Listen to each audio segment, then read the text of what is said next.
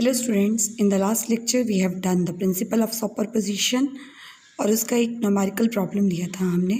तो उसी टॉपिक को कंटिन्यू करते हैं by taking some more difficult problems.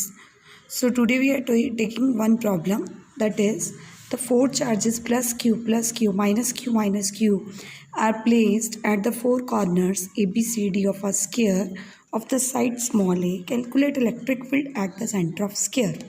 तो जैसे कि स्टेटमेंट में गिवन है, हमने ABCD स्क्वायर लिया, ये चारों चार्जेस रिस्पेक्टिव लोकेशंस पे रख दिए, चारों साइड्स की वैल्यू क्या है, A है।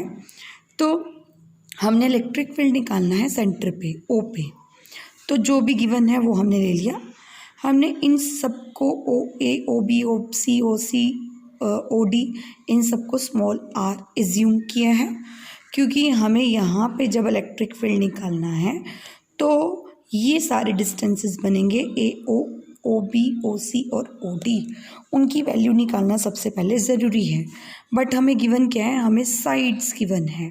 तो साइड से R कैसे निकालने, साइड्स गिवन है स्मॉल a, हमने राइट एंगल ट्रायंगल COD, ये वाली राइट एंगल ट्रायंगल ली, ये A साइड CD आपको गिवन है, ये आपकी हाइपोटेन्यूज होगी, एक को बेस एक को परपेंडिकुलर मान लिया। तो CD square is equal to OC square plus OD square. OC OD RR मानी है, सब्सिट्यूट की, CD की जगह पे A सब्सिट्यूट किया because it is a side. तो आपका R स्क्वायर आया E स्क्वायर बाय 2, तो R की वैल्यू आ गई A बाय √2, जो सबसे ज़रूरी था फाइंड आउट करना, because in finding EA EB EC और ED हमें R की वैल्यू पता होनी चाहिए। दूसरी बात, क्योंकि चार्जेस सारे चार्जेस की मैग्नीट्यूड सेम है और डिस्टेंस भी सेम है O से सारे चार्जेस का, तो इन सारे इलेक्ट्रिक फील्ड की मैग्नीट्यूड क्या होगी, सेम होगी। तो हमने क्या किया, इलेक्ट्रिक फील्ड की वैल्यू फाइंड आउट की, Q/4πε0। डिस्टेंस क्या है आपका, R है सबके केस में, R का स्क्वायर, और नेक्स्ट स्टेप में R की वैल्यू पुट कर दी जो हमने ऊपर निकाली थी A बाय √2। सब्सिट्यूट करके आपके पास EA EB EC ED सबकी वैल्यू ये आई। अब बात ये है, हमें तो नेट निकालना है।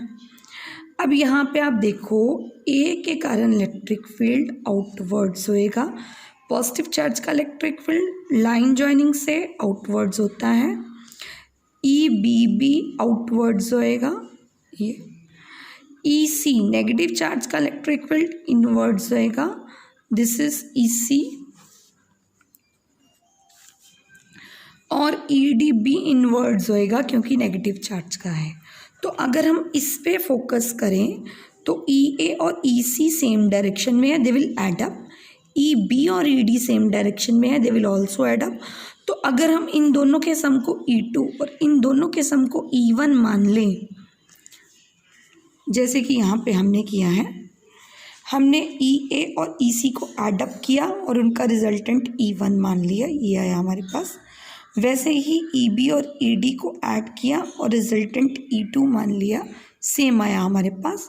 तो आप इस डायग्राम पे देखिए, जब ये आपका E1 हो गया और ये आपका E2 हो गया नेट, तो ये दोनों राइट एंगल्स पे नहीं है, क्योंकि स्क्वायर के डायगोनल्स तो एक दूसरे को राइट एंगल बाइसेक्ट करते हैं।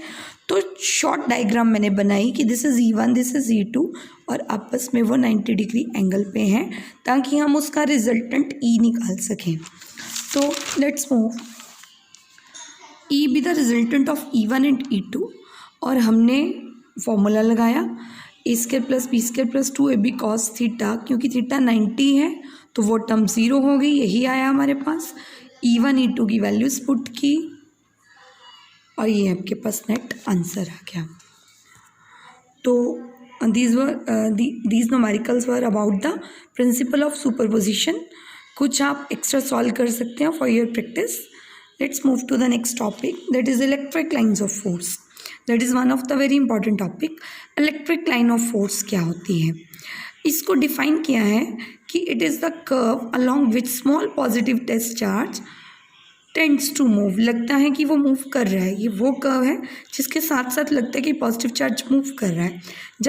जब आप इनके डिफरेंट स्केच देखोगे, डायग्राम्स देखोगे, तो आपको ज़्यादा क्लियर होएगा। हम सबसे पहले पॉजिटिव पॉइंट चार्ज के लिए electric lines of force draw करते हैं। Positive point charge. अब लाइंस ऑफ फोर्स ऐसे ड्रॉ नहीं होती। मान लो ये पॉजिटिव पॉइंट चार्ज है, तो हमने यहाँ पे कोई और टेस्ट चार्ज कंसिडर किया, पॉजिटिव टेस्ट चार्ज, जो हम कन्वेंशनली पॉजिटिव टेस्ट चार्ज ही लेते हैं। कहीं भी इसके आसपास के रीजन में आप पॉजिटिव टेस्ट चार्जेस को कंसिडर कर सकते हो। पॉजिटिव पॉजिटिव को रिपेल करता है, तो ऑब्वियस है लाइंस ऑफ फोर्स क्या होंगी, आउटवर्ड्स होंगी। इसलिए पॉजिटिव चार्ज की लाइंस ऑफ फोर्स इस तरह से होती हैं, रेडियली आउटवर्ड्स।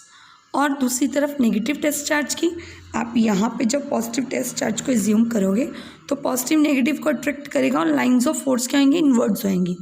तो नेगेटिव चार्ज की लाइंस ऑफ फोर्स क्या होंगी, सारी की सारी इनवर्ड्स।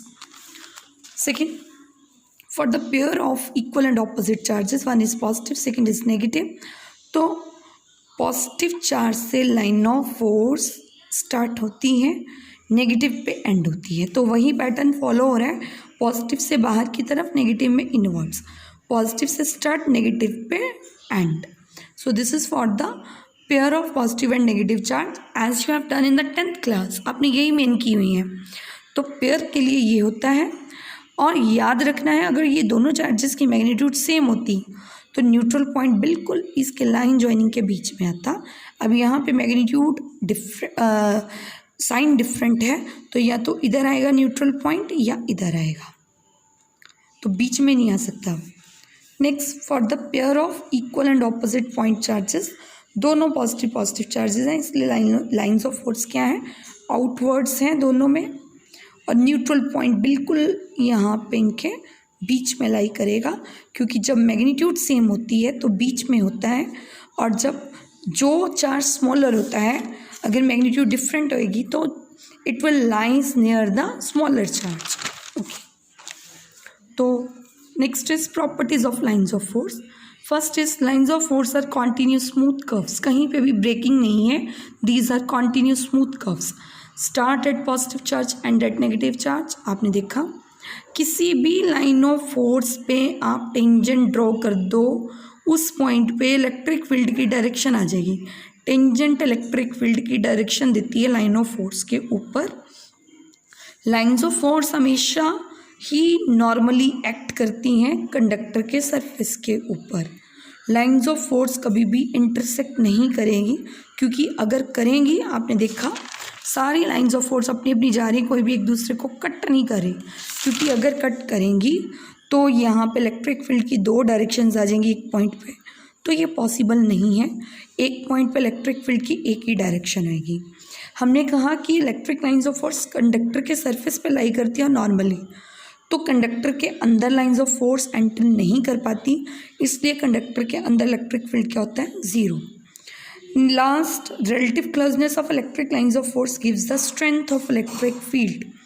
तो जहाँ पे electric lines of force crowded होती हैं, वहाँ पे इलेक्ट्रिक फील्ड की स्ट्रेंथ ज़्यादा होती है, और जहाँ पे क्राउडिंग कम होती है वहाँ पे स्ट्रेंथ क्या होती है, कम होती है। जैसे कि आप ये देखिए, सबसे ज़्यादा ये चार्जेस के आसपास क्राउडिंग है, तो यहाँ पे इलेक्ट्रिक फील्ड सबसे ज़्यादा होता है, और ये बीच वाले रीजन में इलेक्ट्रिक फील्ड क्या होता है, वीक होता है, इसलिए वहाँ पे इलेक्ट्रिक फील्ड बैलेंस हो जाता है और ज़ीरो हो जाता है।